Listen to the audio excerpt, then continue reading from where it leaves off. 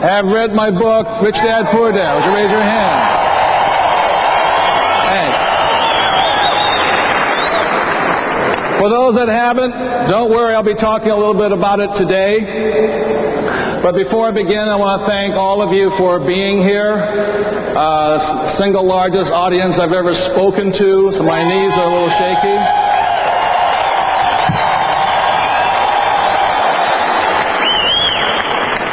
And I want to thank the Yeager family for having me here. I'm honored to be in the presence of such alive people, so thank you very much. Before I begin, I'll give you a quick synopsis of my background. As I said, my name is Robert Kiyosaki. It sounds like Kawasaki. I wish it was Kawasaki. I would be a playboy in Tokyo today. But the name is Kiyosaki, and I am fourth generation Japanese American. I was raised in Hawaii. And when anybody comes up to speak to me in Japanese, I will have no idea what you're saying.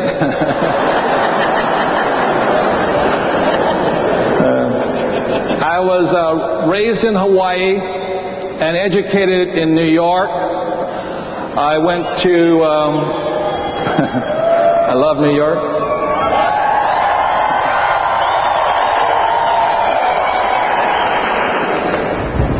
When I was in high school, I was given 2 congressional nominations.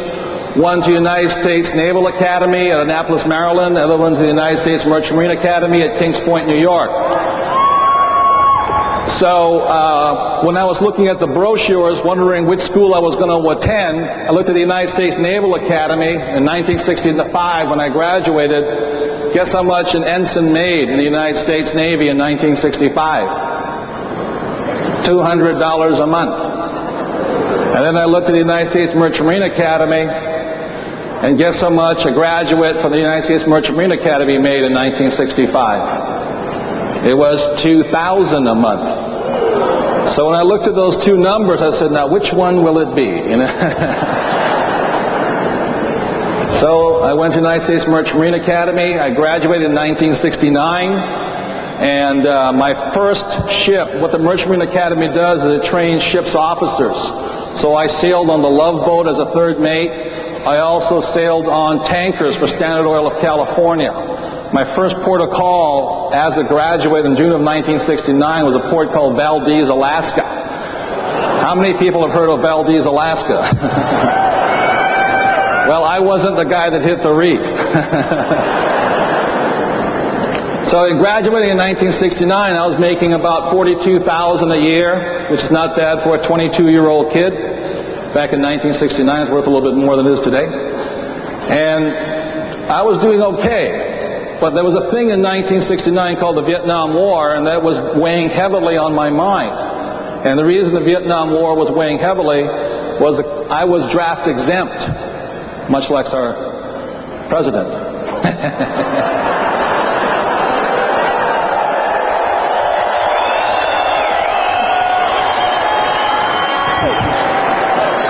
I was draft exempt because my classification was non-defense vital industry, which means I was helping the war effort by delivering oil back and forth to the war zone. Yet it still disturbed me, so in 1969 I resigned from Standard Oil, letting go of a $42,000 a year job with 5 months vacation a year, and I took that $200 a month job with the United States Marine Corps as a lieutenant.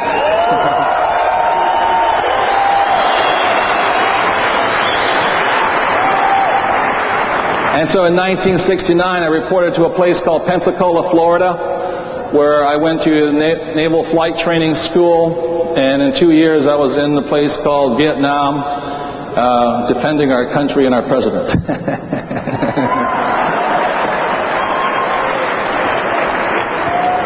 So one of the only thing that disturbed me was it took 6 years, to sign up took 6 years out of my life. That was a long time.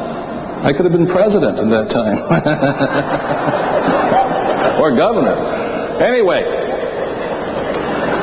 I'm going to talk about Rich Dad, Poor Dad, and it's a true story. So people come up to me and say, is it really a true story? I go, yes, it is. One's about my real dad, who was a PhD in education. Brilliant man. He graduated from university in less than 2 years. He then went on to Stanford University, the University of Chicago, and Northwestern University. The guy was an academic genius. And then my other dad was my best friend's father. And my best friend's father was a high school dropout. Now, guess which was the rich dad? The guy that dropped out of school, you know, because he didn't go to school. He didn't mess his mind up.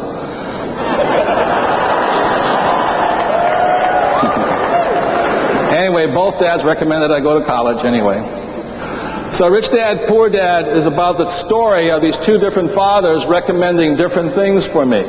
For instance, my poor dad, the PhD, he always said to me, go to school, get good grades so you can find a nice, safe, secure, what? Job. And that was good if you were born before 1950 or 30, but today there isn't really a safe, secure job. They don't pay that well anyway. And what my rich dad said to me was, don't listen to your old man, listen to what I have to say. And my rich dad said to me, don't work for anybody else, build businesses. And what he said to me was, thank you. So I have, since a little kid, have been building businesses. And some of you, I talked to the rising stars yesterday, the directs.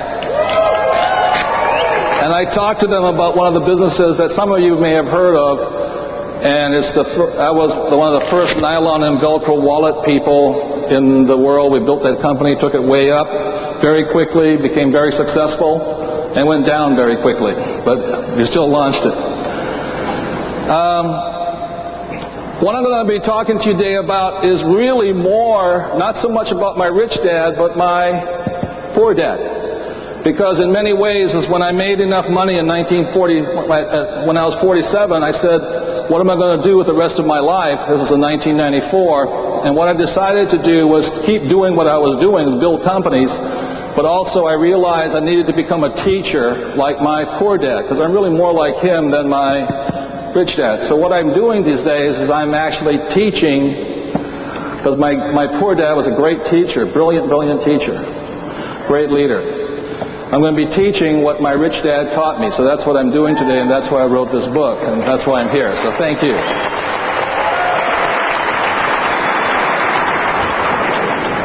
So I'm going to be talking today about 3 different kinds of intelligences.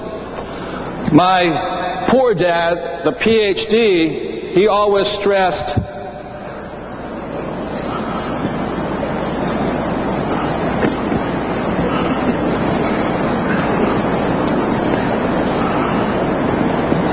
academic intelligence.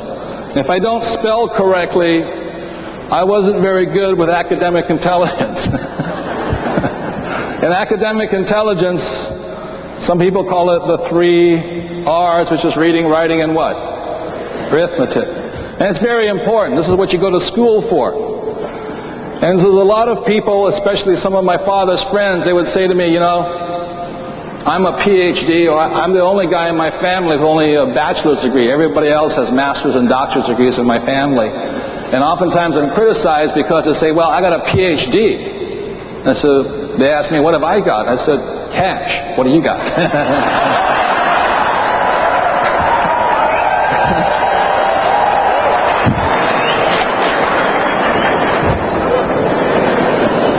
Anyway, so this is what more or less both my dads, the rich dad and poor dad, recommended. They said, go to school, get the degree, and then get out. But the difference was my rich dad said, go and build companies. And if I was going to build companies, I needed a different kind of intelligence. And the kind of intelligence I needed was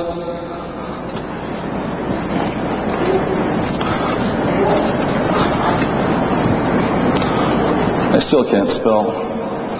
I flunked out of high school twice because I couldn't spell. And I told my teacher that it was a very uncreative mind that couldn't spell a single word 4 different ways. They still flunked me.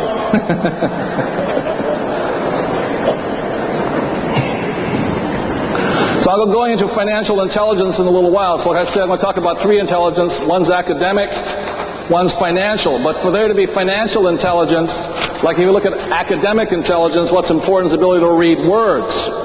To have financial intelligence, you have to be able to read numbers. And that's what school does not teach, is this subject over here called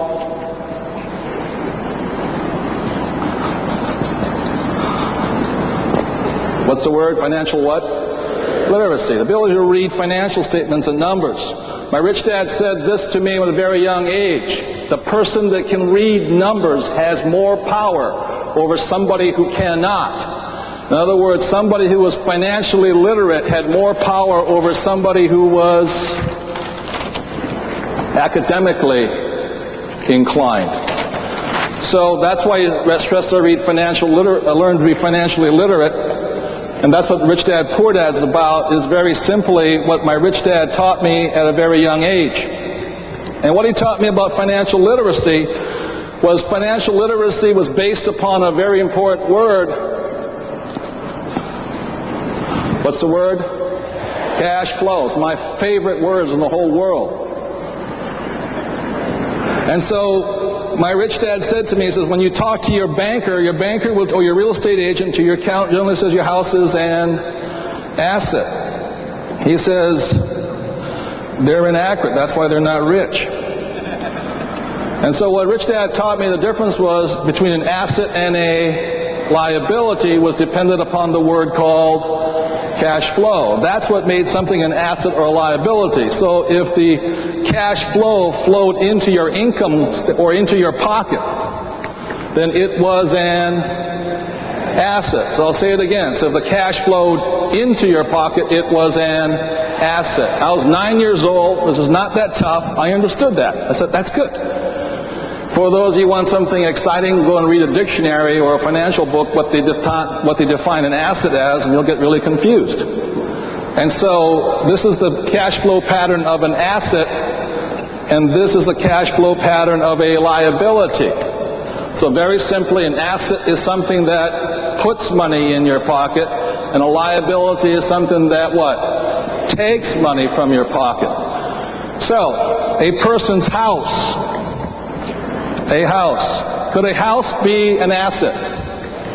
Yes, as long as it what? Puts money in your pocket. Could a house be a liability? Yes, if it what? Takes money from your pocket. And so what I was talking about in Rich Dad, Poor Dad is my poor dad always said to me, he said, our house is our biggest investment. And my rich dad said to that, if your house is an investment, you're in trouble. And it says that it is our biggest asset, and my rich dad said, if it's taking money from your pocket, it's not an asset, it's a liability. And that's all you need to know for financial literacy, is to know which way the cash is flowing, okay? Now, going back to financial literacy is the basis of financial intelligence. So if you look at an income statement and a balance sheet here, what I'll show you really quickly is what most people have is they go to school so they can get themselves a nice, safe, secure what? Job. And what does job stand for? Just over broke. And the reason it's just over broke, and the reason people have a hard time getting ahead, is because the income comes. I'll show you the cash flow patterns right now. This is the cash flow pattern of a poor person. In other words, money comes in and money goes out. Poor. If they don't change that pattern, they'll always be poor. This here is the cash flow pattern of a middle class person. A middle class person generally, because they have a good education and they have a nice, safe, secure what? Job, the bank will give them a mortgage. And mortgage stands for an agreement until death, the French word, mortier. That's not too intelligent, you know? So when I look at a person's income statement or balance sheet, I can tell just by looking at cash flow whether the person, if they keep doing it, will be a poor person all their life or a middle class person. And what my rich dad said, what the rich do is they mind their own businesses, they build assets, and the cash flow flies that way. So that's the cash flow pattern of a rich person. So if you want to be financially intelligent, you've got to take control of your cash flow. Now the problem is since most people in school are not taught anything about financial literacy, financial literacy, and nothing about financial intelligence, is that most people fall into this pattern here. Okay? And what they wind up doing is they don't mind their own business, they mind everybody else's business. So what they mind over here is they make their boss rich. They work really hard. And then over here they make the government really rich, because what's the first line item expense for the average person? Tax. They make the government rich. And over here they work very hard for the banker, the money lender.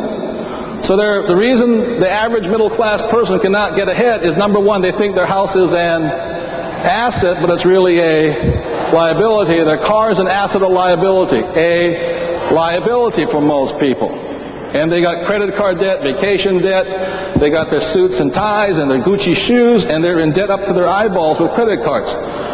And what this looks like over here, if you notice here, this pattern, the great middle class pattern, the highly educated pattern, what my rich dad said financial intelligence was very simply, were you smarter than your money, or was your money smarter than you? If you were financially intelligent, you would be able to direct your cash flow. If you're not too intelligent, your boss, the government, and the banker would direct your cash flow. That's not too intelligent. That's why you find a lot of people who have gone to school, PhDs, etc. They have high academic intelligence, but very low what? Financial intelligence. And so what they're not in control of is their cash flow. If you want to be successful, you've got to change the direction of the flow. Because this pattern over here, what that looks like, if you look at it going down into the liability column, out the expense column, it looks like one of those treadmills. You know, I go to the gym, it looks like this. So what happens to an individual is they go to school, they get the good grades, they graduate, and they get themselves a job. And they're doing pretty good, you know. 22 years old, 23 years old. Then they go and they meet the boy or girl of their what? Dreams. And they decide to get what? Married. And the boy or girl of the dreams doing the same thing. They got two incomes. They say, well, two incomes can live just as good as what? One. They decide to get married, and now they're going like this. So the first thing they got to buy when you get married is the banker tells you you got too much income, so you're paying too much in taxes, so you better buy a what? House, because the government's going to give you a tax break for it. Anytime the government gives you something, be careful, okay? I don't trust them that much. So here's this young couple, now they got a mortgage, and they're going like this, and they're working really hard, and they're going, oh yeah, I'm a hard-working individual. But all of a sudden they're short of cash now, so they got to work harder, so they make the boss richer, they pay more in taxes, and they're making the bank rich, and of course they got to buy a BMW to match their lifestyle of their house. And so they're like this, yeah, we're doing really good, hard-working people, you know. And then all of a sudden, she says to him, guess what, dear? I'm going to have a what? Baby. Oh, so wonderful. And the child comes, and pretty soon the old guy's like this. He's working hard. He's running down. He's in this. This is called a rat race. He's going to work. He's busting his you-know-what. He's working hard. He gets another pay raise. The government takes more, and he gets further into debt because he's got to buy a bigger house because the government said go into debt because you're going to get mortgage deduction. Okay, good. I'm working hard. And you come up to him and you say, hey, I want to show you a plan. What do you mean you're going to show me a plan? I don't have time to look at the plan. I'm so busy working hard.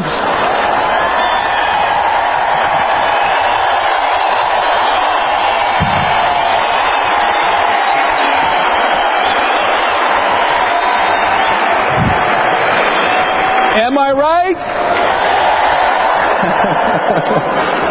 Because they went to school, they may be academically intelligent, but they're not too what? Financially intelligent. And I'm out of breath just doing that. Back to the gym. And what happens if you're not too financially intelligent is you go up to them and they're like this, you know. And you say, well, how's your money? Oh, no problem, I'm doing good, you know. I'll get a pay raise in 3 years. Oh, yeah, yes. I'm going to buy a bigger house, get a tax break, you know. How many people have talked to that person? And what they say to you is, I'm feeling, what's the word? Fine. And what they're really saying to you is that they're feeling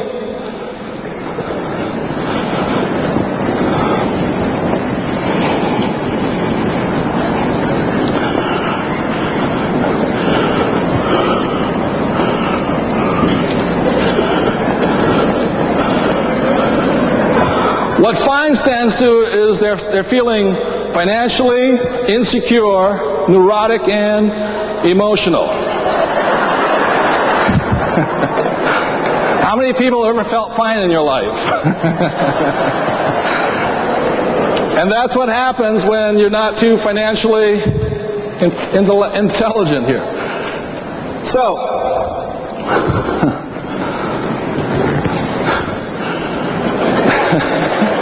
I'm out of breath.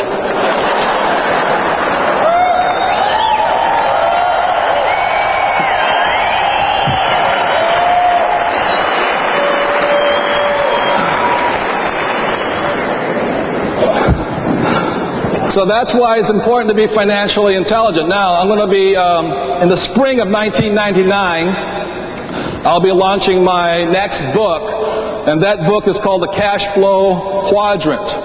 What's it called? The Cashflow what? Quadrant. And I'll show you the Cashflow Quadrant now. I showed it to the directs the other day. This is the Cashflow Quadrant. And I think this has tremendous relevance to your life or your work here. This is what my rich dad showed me. The cash flow quadrant, the E stands for employee. What does E stand for? Employee. Very good. What does S stands for? Self-employed. What does S stand for? Self-employed. B stands for business owner. What does B stand for? Thank you. And I stands for investor. What does I stand for? Investor. So, the reason it's called the cash flow quadrant, it's because it's where does your cash flow from. So let's say you're a postal worker and you have a W-2, then you're an employee. The trouble with being an employee, who gets taxed the hardest? Employees. That's the problem with getting a nice, safe, secure job. So what a lot of people did during this downsizing days and all that, well, let me first say this. The self-employed person, a lot of people say they own their own businesses, which is true. But there's a difference between a self-employed business person and a business owner. And the difference here is this. A self-employed business person cannot leave the job. In other words, if they left, the income would go up or down. Down. In many cases, this is an electrician, a plumber, a dentist, many small business owners, etc., salespeople. They're self-employed. A business owner, on the other hand, the defining thing my rich dad said between a business owner was a business owner could leave the business for a year or more and come back, and the business would be running better, income would be up, and you could go off for another year if you wanted. And that was a defining difference here between a self-employed business owner and a business owner. Those are the differences. So one of the things that my rich dad taught me is you have to learn to work with people, and you listen to a person's words. I can tell an employee by their words. When somebody comes up to me and says, I'm looking for a nice, safe, secure what? Job with benefits, I know I have somebody who comes from the value system of an employee, the mindset of it. When I meet somebody who says to me, I charge $100 per hour, or I just can't seem to find good employees, or my commission rate is 6%, generally they're self-employed. The problem that I found in education, academic education, is they tell people, my poor dad said was go to school and find a nice, safe, secure what? Job. This is my poor dad's advice. And what my rich dad said to me was don't bother with that, go this way, build companies, build businesses. My rich dad said to me, if you want job security, own the company. That was the best thing you could do. So I learned to build businesses here. Just as a stat for you, if you're interested, is that the average rich person throughout the world, 30% of their income comes from here and 70% comes from there. And the average poor middle class person, their income comes from here. And that's the big difference there.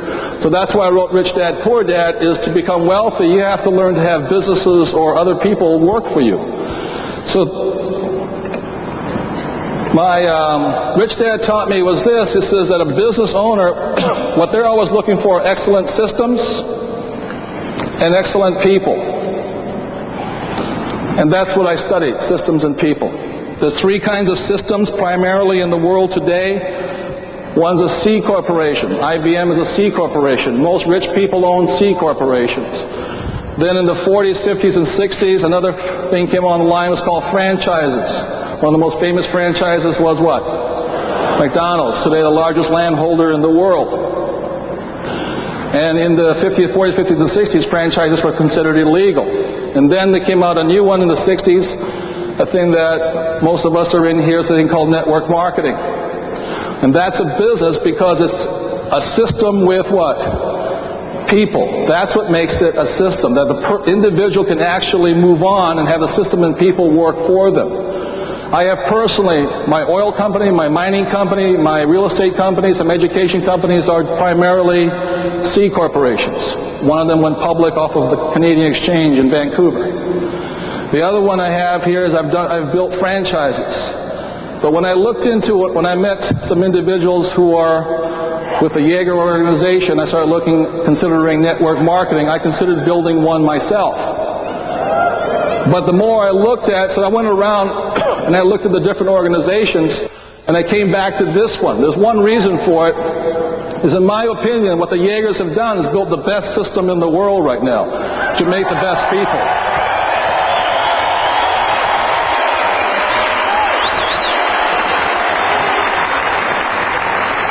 And I did go and do my market research.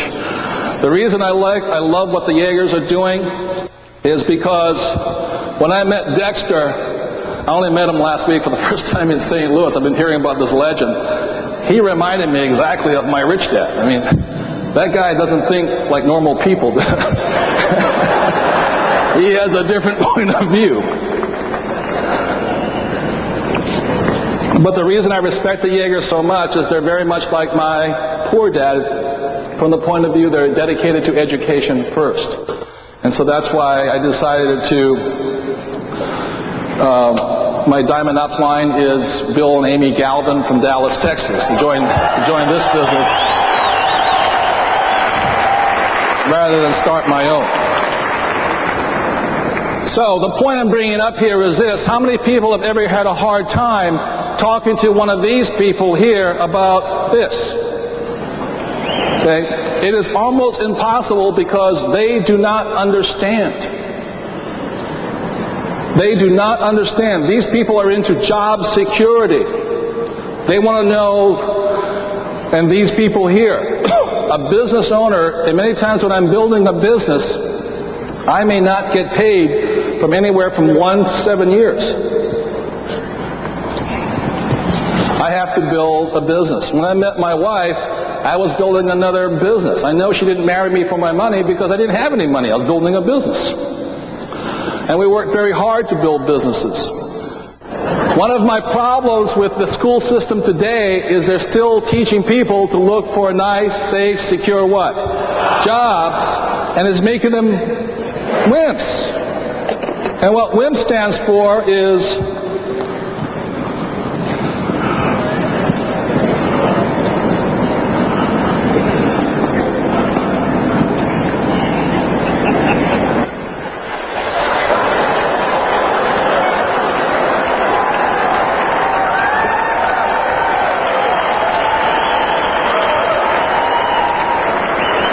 what does WIMP stand for?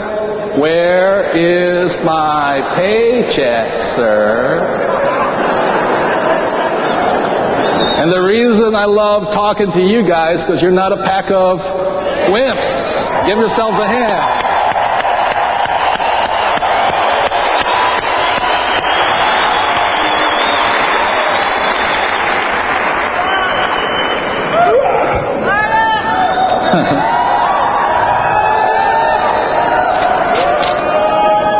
So the thing I want to talk to you about is a lot of times when I talk to other audiences, most corporations don't invite me in to talk to their employees. They don't like me for some reason. I can't figure out why.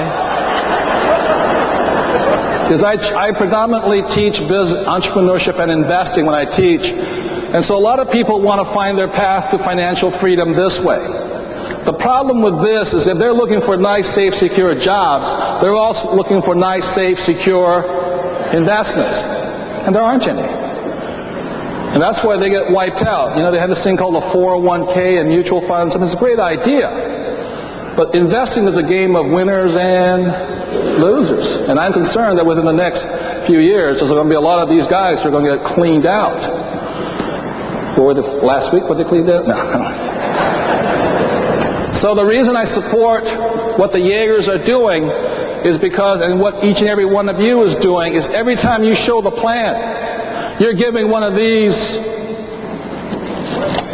oh, excuse me. What was that again? Where is my paycheck, sir? One of these people an opportunity to join the business. Because I will show you the path to the ultra rich follow. This is the path that Bill Gates, Warren Buffett, who else? Anyway, Trump. What they do is they build businesses. That's what the rich do. And this here is the path of the ultra rich. They first build businesses, and because they have so much money, they have to invest it somewhere. When I spent time talking to Dexter Jaeger in St. Louis, this is exactly what he does. He builds businesses and he invests. I meet a lot of people who come here and they try to be investors, but they ain't got enough money to invest, so they got to play it safe. That makes sense to you guys here? So what you guys are doing, in my opinion, is a smart way to do it. That's the way Bill Gates did it. He builds businesses and he's got so much money, he's got to invest. And that's the path of the ultra-rich. And every time you guys show the plan to one of these people here, you're giving them the opportunity to become ultra-rich. So give yourselves a hand for that.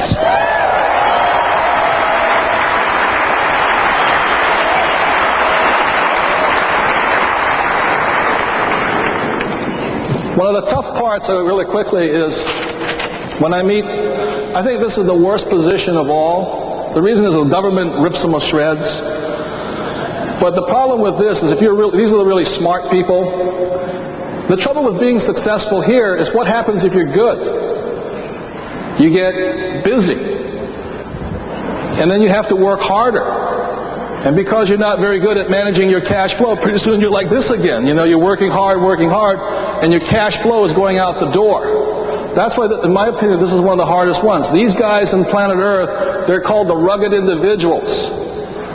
These guys are the Rambos. They're going to do it on their what? Own. They have a song going in their head. Nobody does it better. These guys are perfectionists. I'm not going to be going into that in a little while. So, one of the people said, well, how come I wound up here? Is in 1994 when I retired, I decided it was time for me to give back what I had been given. And that's why I wrote this book, and I created this game here. Some of you have seen it. It's a game called, that's my favorite word, is what? Cash flow. So this is the game box, and that's what I spent my time working on. So I built one of these things here. Okay? For those who look at, if you look on the screen here, this here is called the rat race.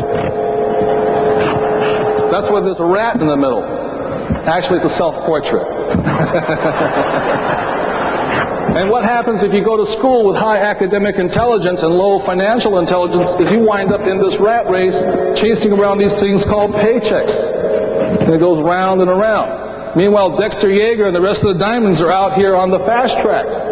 And they're saying to you, get out of the what?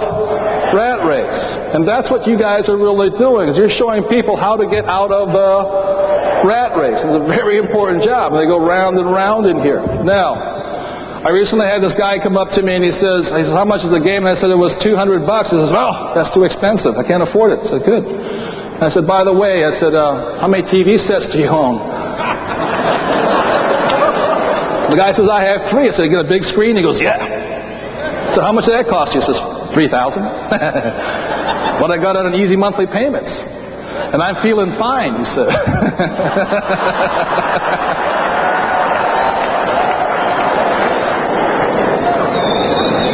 So the thing I want to say is, this is not really the game board.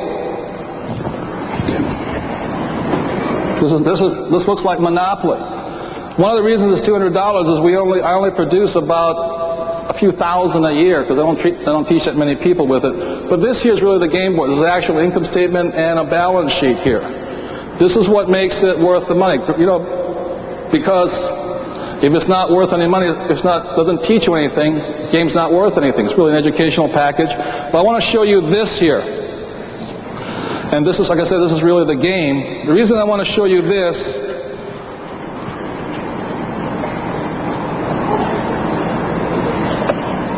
is this on? Can you guys see it? I can't. The reason I want to show you this is what my rich dad taught me was to be financially literate and to look at and to be financially intelligent. One of the hardest things about what I think what you guys go through is coming from here to here is most of these people have become addicted to the what? Paycheck. And what my rich dads told me, and I wrote about it in this book, and several people said it got them very angry, was my rich dad, every time he started paying me like 10 cents an hour, what did he do? He took it away. He stopped paying me. And I've had several people come up to me since the book was written and say, that was really cruel, wasn't it? And I said, no, you don't understand something. What my rich dad taught me was this, and you might write this down. He says, if you want to get rich, you got to get rid of that paycheck. He says, the addiction to paychecks is what keeps people poor. Give yourselves a hand on that one. One of the reasons my rich dad was, of course he didn't go to school, but he was really against academic intelligence because it didn't teach anybody financial intelligence. It's left people weak. And what he was talking about here was this. He says that if you go to school, what they teach you are working class values. I'll say it again. He says school teaches you working class values. And what he defined as working class values is, could I have this up on the, is it on or not? Okay, good. He says that when I look at a financial statement, I can tell whether a person's going to be rich, poor, or middle class just by looking at the numbers. I read numbers. I'm not very good with words. I'm pretty good with numbers. Working class values, this is what my poor dad thought was important in life. My poor dad thought a high salary was important. And then after that, my poor dad thought a big house was important. So when I read somebody's financial statement, they're actually showing me what they think inside their head. Does that make sense to you guys here? I can tell who they are by reading it. And the reason my rich dad and Dexter are very much the same is because Dexter says the same thing my rich dad says. Build a business. Mind your own business. Build it here. Because this is where the rich focus. The rich don't focus on a high paycheck. What my rich dad taught me, he says, this is linear thinking. A linear thinking person is a person who thinks, I'm going to work hard for this year, and next year I'm going to get a 10% pay raise. So they get a 10% pay raise, the government takes 6% of it, and inflation takes the other 4%. That's not too intelligent. But they wait all year for that. And they wonder why they don't get ahead, so they get a pay raise, they buy a bigger house, and they're in debt up to their eyeballs again. What my rich dad said was that the rich focus on what he considered residual income, or what I call passive income. That what counts to me is not a paycheck, but capital gains, dividends, rental income, income from businesses and all that. And this is what the rich focus on here, just for you to know. It's income in this, and that's every time you guys show the plan, that's what you're doing. Every time you show the plan, you're giving one of these people over here You're giving one of these people over here the opportunity to think like a rich person. So every time you show that this is the... Oh, thank you. I apologize.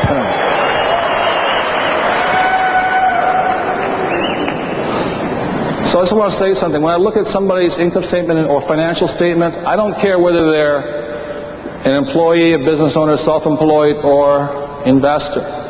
There is a way that the rich think. And what the rich think is important is here and over here. And this is what my rich dad said was the working class. They thought a high-paying job and a big mortgage was important. So every time you show the plan, you're giving an individual an opportunity to think like a rich person. That's what you're doing. What you're saying to them is building the business, and getting residual income is more important than a high-paying job. But that's one of the hardest things to break, because if somebody's addicted to the paycheck, because they're always saying, "Where's my paycheck, sir?" They're addicted. I can't let go of the safe, secure job. How many people have met people like that? I gotta have my paycheck. I gotta hang on to it. And what the problem is that with our school system, they're teaching people to go for security rather than freedom. And every time you guys present the plan, you're asking somebody to go from security to the idea of freedom. So regardless if they say yes or regardless if they say no, every time you show the plan, what you're saying to yourself is, this is who I stand for. This is who I am. Whether they come along or not, they get an opportunity to decide whether that they're this person or they're this person waiting for their paycheck. Does that make sense, you guys here?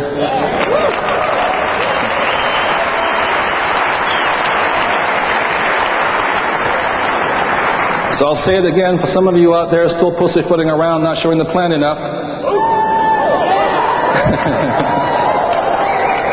Show it. Show it and show it and show it. And the more you show it, all you're saying to yourself is, this is who I am.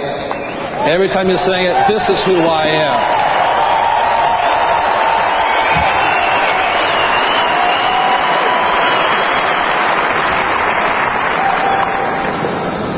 So if I could give you the other thing about some of the people I met in Chicago are using my game Cashflow now to talk to people.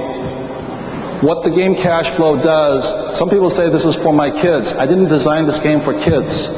This is a very sophisticated, is the only game. This balance sheet, income statement and balance sheet, is what separates this from Monopoly. If it was just Monopoly, it would be a $29.95 game. This is what makes the difference. This is what makes it valuable here. Every time you play this game with a potential prospect, what you have when you're playing with them, you're actually showing them the difference from the way a working class person thinks and a rich person thinks. So some of the people I know who have bought the game, they're using this as a tool. It builds relationships, and it shows people a different point of view, a different way of thinking. And so the reason I'm up here to support you guys, I'm supposed to be in West Germany today, the reason I came to talk to you is because I am an educator. And every time you guys show the plan, and if you'd be so kind to play the game with a potential person, you're really educating a lot of people to think like the rich think instead of a working class person. Thank you.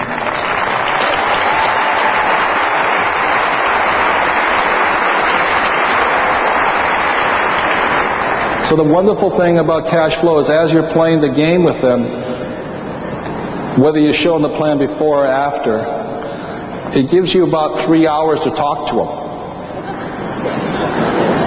And if you play this game twice with them, they're going to go, oh, now I know what they're talking about. Now I know what that plan is for. You're trying to get me off the wimp track and get you on the fast track that Dexter, Yeager, and the Diamonds are on. This is the fast track, and that's the wimp track. And so every time you show the plan, and if you play the game, you're assisting me in narrowing the gap between the haves and the have-nots. So I thank you all very much for that. Thank you.